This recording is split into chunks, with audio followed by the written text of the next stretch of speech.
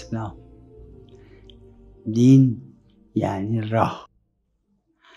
وقتی خیابون هست یه عده فرض کنید کوچه داره، اینا رو بهش مذهب میگن. وقت چون یه عده‌ای اومدن تو این خیابون اسلام یه عده کوچه زدن، اونا مذاهب اسمشون شده. احمد بن حنبل و مالک و محمد بن ادریس شافعی و بله و ابو حنیفه و اینا. وقت رو این اساس که این مذاهب اصلا باطله، یعنی اسلام یکیه، یه واقعه که بیشتر نیست.